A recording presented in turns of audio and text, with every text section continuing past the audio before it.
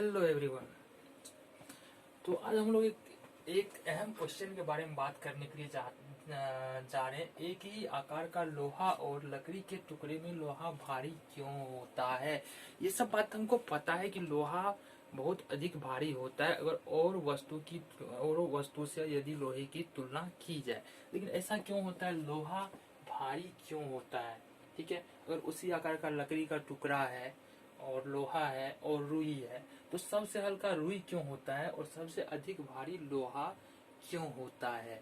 इस क्वेश्चन का जवाब हम आज खोजने की कोशिश करेंगे कि आखिर ऐसा होता क्यों है।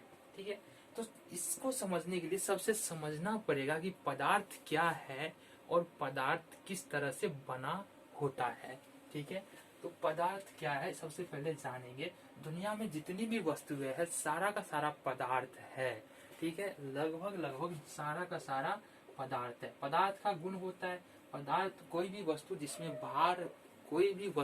भार हो, जो स्थान घेरे, जो अवरोध उत्पन्न कर सके। अवरोध उत्पन्न करने का मतलब यदि उठाने के लिए जाएंगे, हटाने के लिए किसी वस्तु को जाएंगे एक जगह से दूसरी जगह, तो कुछ न कुछ काम करना, बल लगाना पड़ेगा हमको, तो उसको अवरोध उत्पन्न करना कहते हैं। ठीक है, अगर सीधा सीधी हमको याद रखना है कि कोई भी वस्तु, दुनिया में कोई भी वस्तु है वो पदार्थ है। ठीक है, तो एक और बात को हमको ध्यान रखना पड़ेगा इस क्वेश्चन का आंसर जानने के लिए कि पदार्थ जो है ना वो छोटे छोटे कणों से मिलकर के बना होता है। पदार्थ जो है वो छोटे छोटे कणों से मिलकर के बना होता है। जैसे एक घर जो है ना बहुत सारे ईंट से मिलकर के बना होता है, इसी तरह से पदार्थ भी क्या होता है, बहुत सारे छोटे छोटे कणों से मिलकर के बना होता है। ठीक है, एक और चीज को जानना होगा यहाँ पर, घनत्व।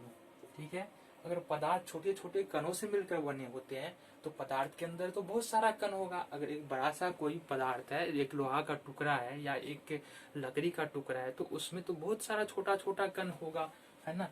तो उसमें कितना कण होगा, है ना, तो बहुत सारा होगा। ये बात तो पता है। ठीक है, घनत्व क्या होता है ये देख लेते हैं। किसी भी पदार्थ के अंदर एक छोटे से क्षेत्रफल में उपस्थित कण की मात्रा उस पदार्थ का घनत्व कहलाता है। ठीक है, तो सपोज दैट एक ये लोहे का टुकड़ा है, एक लकड़ी का टुकड़ा है, एक रुई है। ठीक है, इतना तीनों का आकार बराबर है। ये लोहे का टुकड़ा, लकड़ी है और ये रुई है, तीनों का आकार बराबर है। अगर इसके छोटे से क्षेत्रफल की बात की जाए तो इसमें लोहे में कणों की संख्या एक छोटे से क्षेत्रफल में बहुत ज्यादा होता है, जिसके कारण ये बहुत अधिक भारी होता है। अब चूंकि इसमें इतने से छोटे से क्षेत्रफल में इतना सारा कण है, अगर पूरे की बात करेंगे तो बहुत ज्यादा कण होगा, इसलिए इसका वेट जो है, इसका वजन जो है वो बहुत ज्यादा होगा।